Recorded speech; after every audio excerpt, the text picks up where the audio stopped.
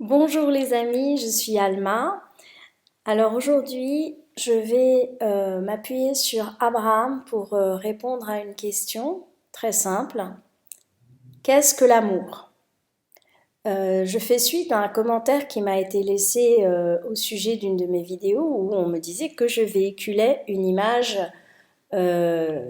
consternante de l'amour en prenant l'exemple de Maria Callas et Onassis. Voici la réponse d'Abraham.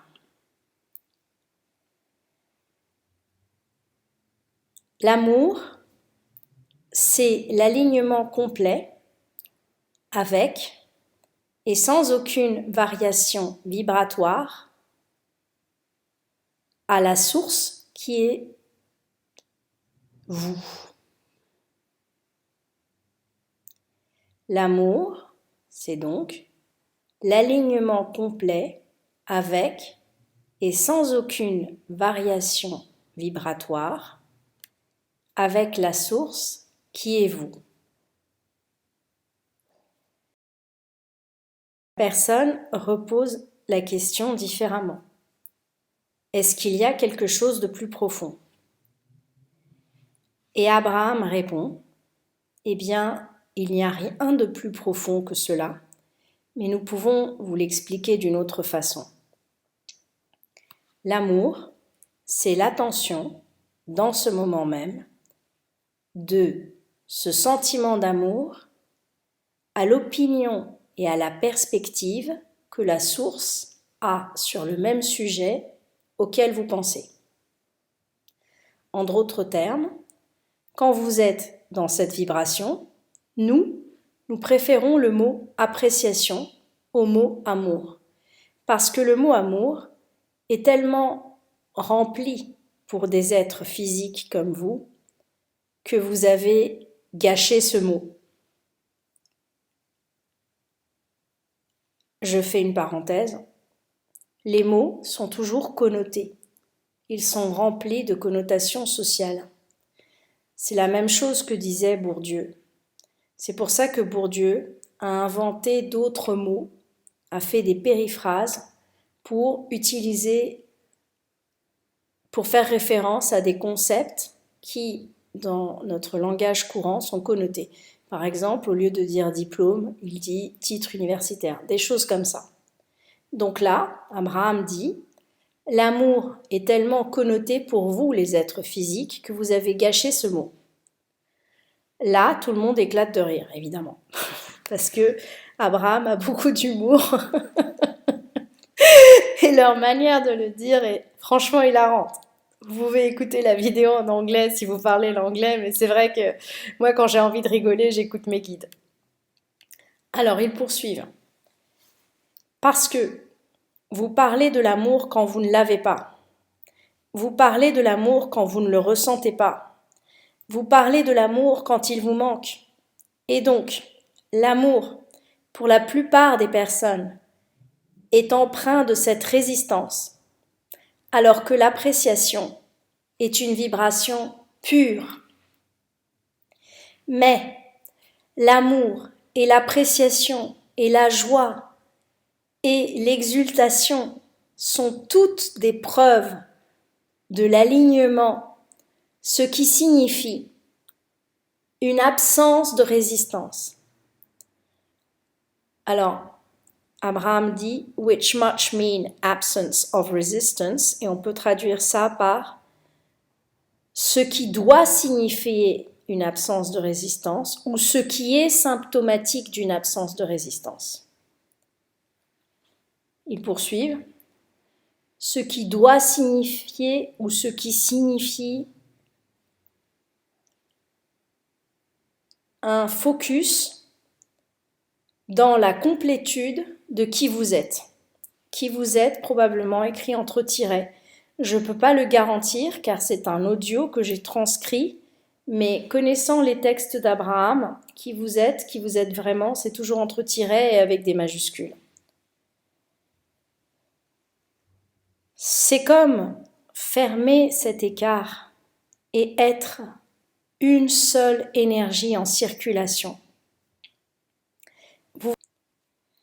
Vous voyez, vous étiez une seule énergie en circulation quand vous êtes né dans ce corps de l'amour pur. Alors ici, je voudrais signaler que le texte dit « When you were born to this body for pure love » et le « for » ici, ça peut vouloir dire « pour l'amour pur », « pour de l'amour pur » ou ça peut vouloir dire « de l'amour pur ». Ils poursuivent. Puis, vous êtes arrivé ici. Ils veulent dire dans le monde physique. Et vous avez commencé à vous inquiéter de ceci, de cela. Donc, vous n'êtes plus de l'amour pur. Et ensuite, vous êtes retourné dans le vortex où vous étiez de l'amour pur, et puis vous en êtes sorti et vous ne l'étiez plus. Puis, vous vous y êtes retourné et vous l'étiez, et vous êtes ressorti et vous n'y êtes plus. Et vous avez commencé à écouter d'autres personnes qui vous ont dit ce que c'était, même si vous étiez capable de le ressentir par vous-même, vous voyez.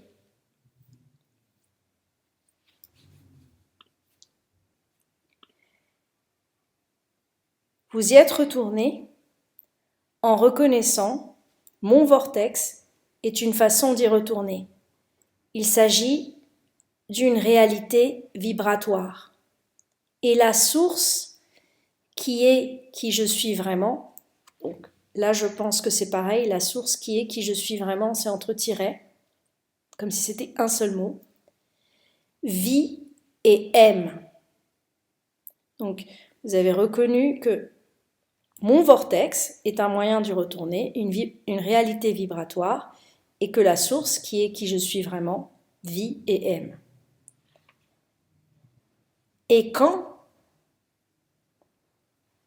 je m'efforce d'aller rechercher ce sentiment jusqu'à ce que je me sois aligné, c'est-à-dire que je me sois mis sur sa fréquence, que je me sois entraîné à cette fréquence, alors j'en viendrai à savoir quand je l'applique dans les petits détails de mon existence. Nous pensons que c'est à ce moment-là que vous savez ce qu'est l'amour, parce qu'il est facile d'aimer ce qui est aimable. Esther regarde sa petite fille, son petit-fils, ses petits-enfants. Et qu'y a-t-il à ne pas aimer en eux? Ces petits-enfants, elle ne peut pas ne pas les aimer. En d'autres mots, elle se concentre sur chacun d'entre eux et voilà comment elle rentre immédiatement dans le vortex, vous voyez. Mais la vraie compréhension de l'amour, c'est l'alignement à la source et ensuite regarder le monde, regarder une situation qui n'évoque pas vraiment naturellement de l'amour, mais le ressentir de toute façon. Regarder le criminel qui est rejeté par la société et ressentir l'entière appréciation pour ce qu'il a mis dans le vortex. Et regarder la version de lui qui est là et s'aligner à elle de manière si complète que c'est tout ce que vous voyez.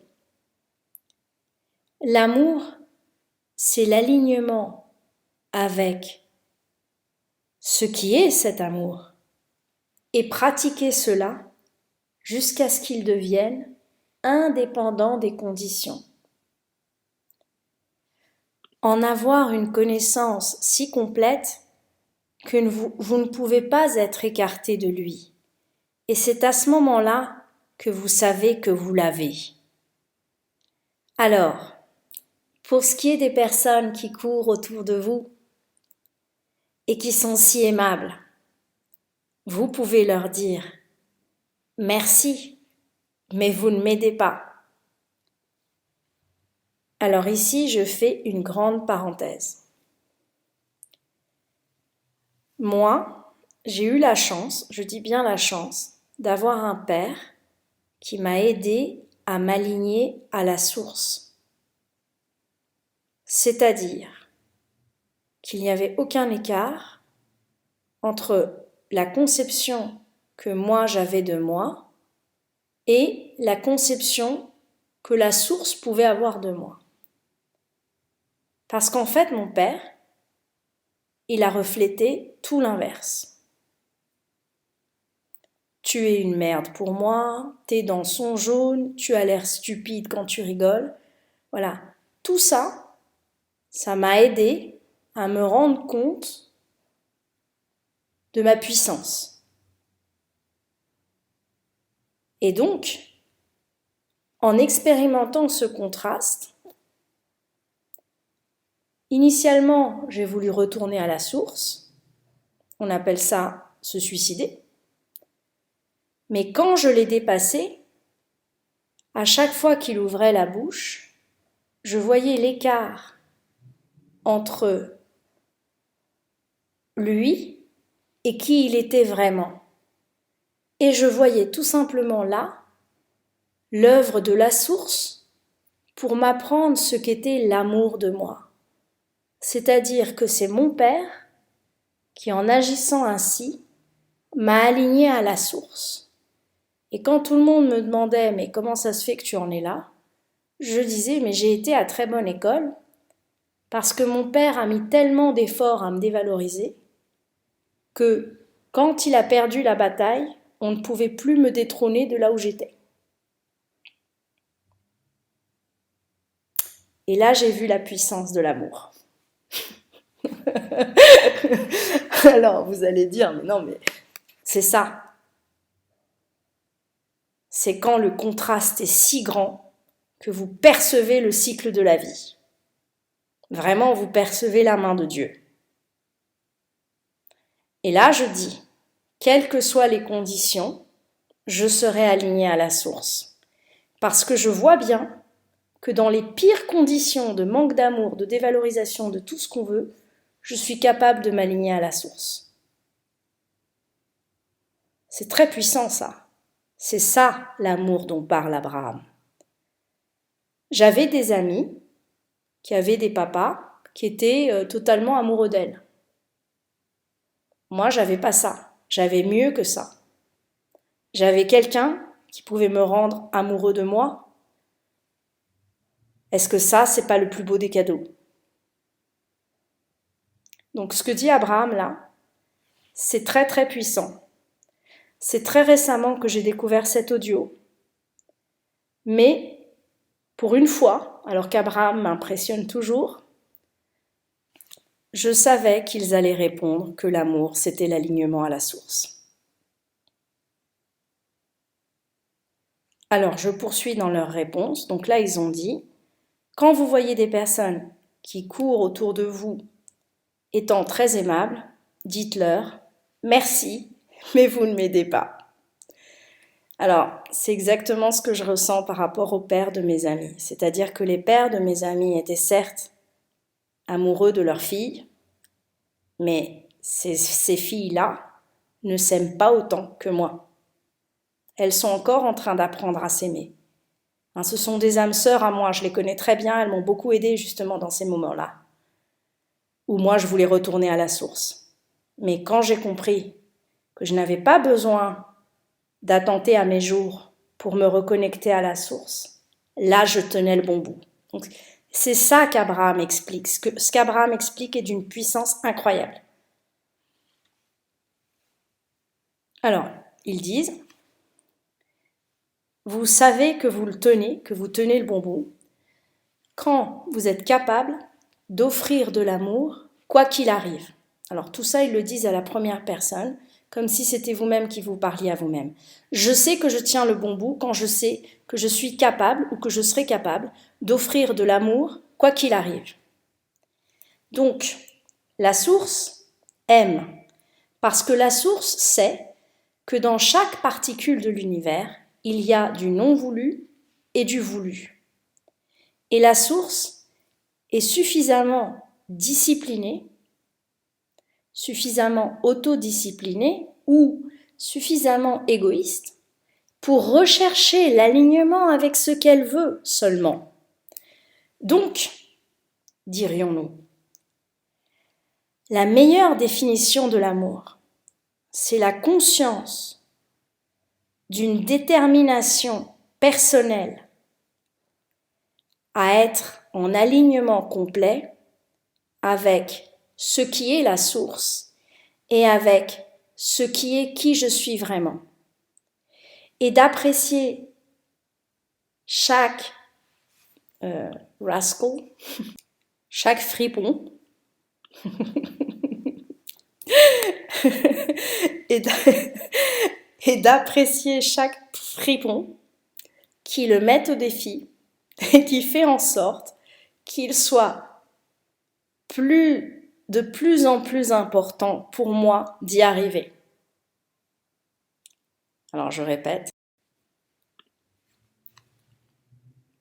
Donc, la meilleure définition de l'amour, c'est la conscience d'une décision personnelle et déterminée à être en alignement complet avec ce qui est la source et ce qui est réellement, ils disent truly, donc véritablement, qui je suis, et d'apprécier chaque fripouille qui le met au défi et qui le rend de plus en plus important pour moi.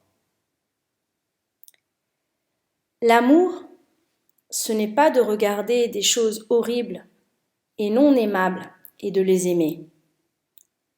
L'amour, c'est la discipline consistant à savoir que s'il y a une question, il y a une réponse.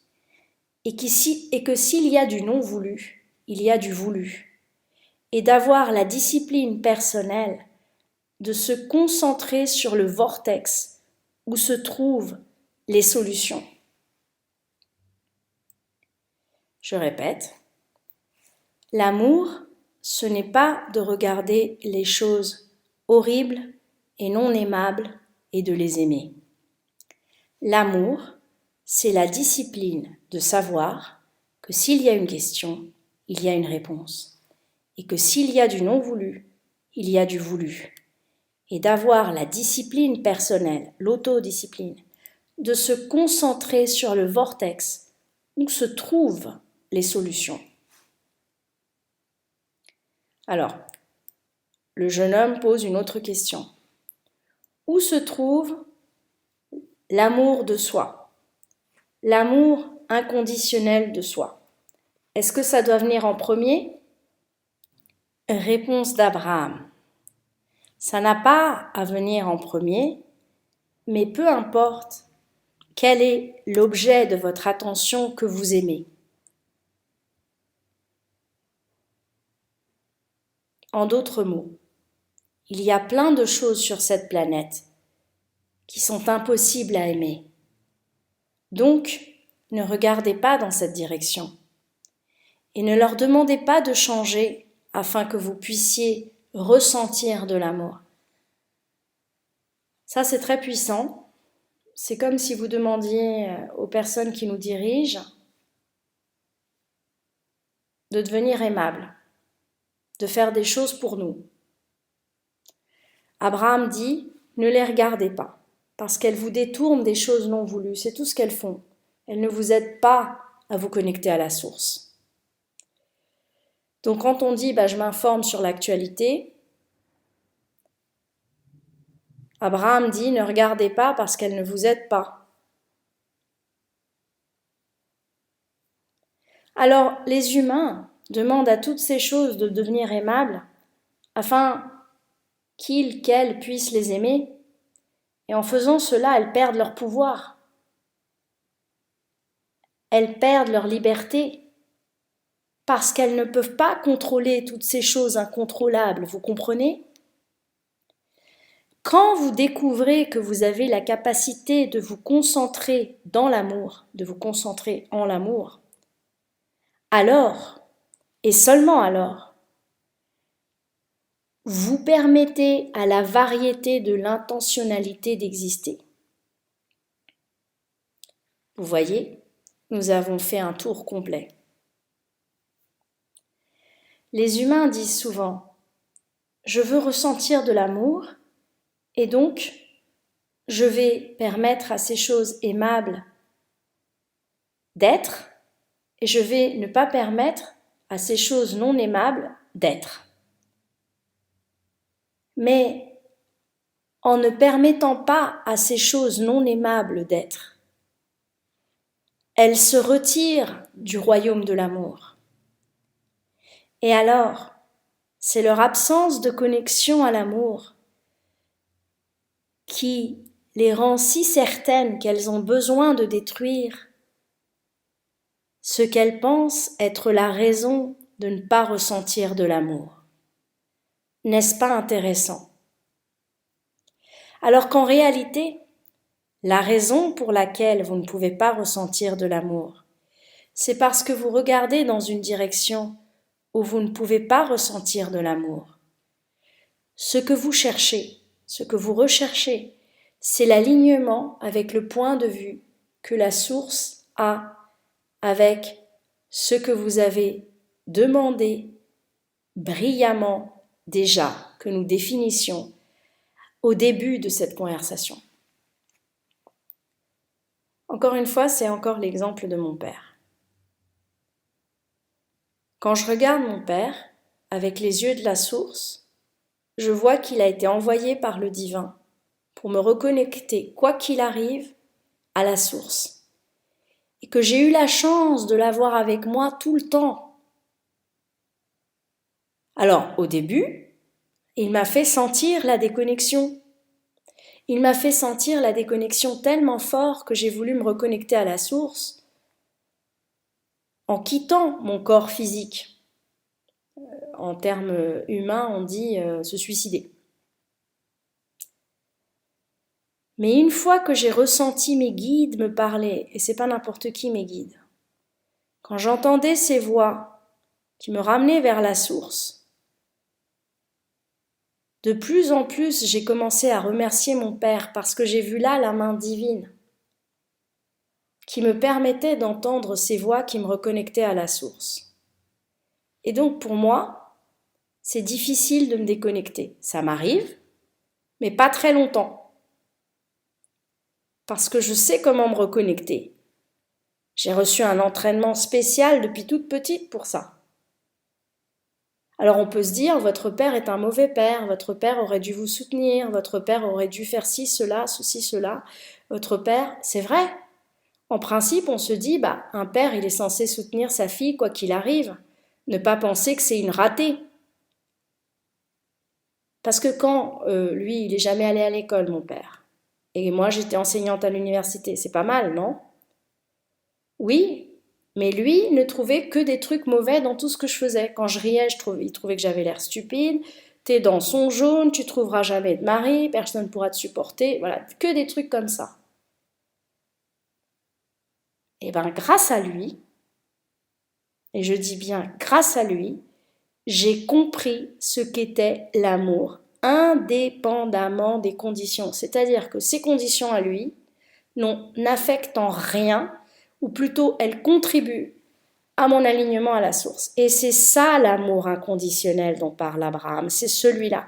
C'est vous qui avez suffisamment d'amour pour vous connecter à la source quoi qu'il arrive. Je ne sais pas si ma traduction est très claire.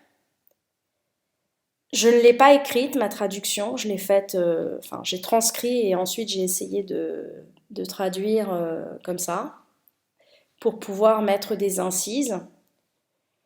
Si elle n'est pas assez claire, vous me le dites et je referai une vidéo. Mais pour une fois, car vous savez que j'aime vraiment beaucoup tout organiser et tout, pour une fois, je me suis dit, je vais leur parler comme si ces personnes étaient en face de moi. Voilà, j'espère que ce message était clair. En tout cas, la transcription en anglais, je vais la mettre. Je vais peut-être sur mon site également mettre la traduction dans les jours qui viennent. Encore une fois, tout ce que dit Abraham est très très très très puissant. Moi, j'ai découvert Abraham parce qu'à l'époque, justement, j'apprenais à m'aimer. Donc, c'était il y a longtemps, ça. J'ai commencé, grâce à mon père, très, très vite, hein. On ne le remerciera jamais assez. Euh, oui, c'est Louise Hay que je suivais à l'époque, hein, qui est un grand guide pour moi sur cette planète. C'est Louise Hay qui disait, pardon, enfin elle me l'a pas dit à moi, qui disait qu'elle lisait toujours Abraham tous les jours, tous les jours. Et c'est comme ça que j'ai découvert Abraham. À l'époque, c'était pas traduit en français. Et moi, j'avais un blog sur lequel je traduisais tout ce que je pouvais. Et puis après, voilà, Guitry et Daniel s'est mis à traduire leurs textes. Donc mon livre préféré, c'est L'argent et la loi de l'attraction, mais il y en a plein d'autres, mais c'est vraiment celui que je trouve le plus clair. Il y a aussi Le fabuleux pouvoir des émotions et Demandez et il vous sera donné. Alors en fait, c'est très difficile de traduire ça, donc déjà, je ne peux pas recommander ce livre, mais je l'ai pas lu en français, celui-là. Je l'ai lu dans ma langue, en castillan, en espagnol. Je l'ai lu à ma tante, à voix haute. Et donc, celui-là est très très bon aussi, mais comme j'ai déjà vu qu'il y avait un problème pour traduire le titre, j'ai du mal à le recommander. Mais c'est dans celui-là, leur premier livre, qu'ils expliquent la loi de l'attraction. Mais en fait, je crois qu'il s'améliore à mesure des livres. Voilà. Alors, encore une fois, la loi de l'attraction, c'est pas une connaissance. C'est pas ah oui, oui, c'est bon, je connais. C'est une mise en pratique quotidienne, quotidienne, quotidienne, quotidienne. Donc, qu'est-ce que je veux? Je veux ça. Quand vous avez quelque chose de négatif dans votre vie, vous vous rendez compte que cette chose négative est en train de vous montrer ce que vous voulez. Et vous vous concentrez sur ce que vous voulez. Et ainsi de suite, ainsi de suite, ainsi de suite. Déjà, vous allez manifester ce que vous voulez et surtout dans l'instant présent, parce que c'est là que votre pouvoir se trouve, vous allez grimper dans l'échelle émotionnelle.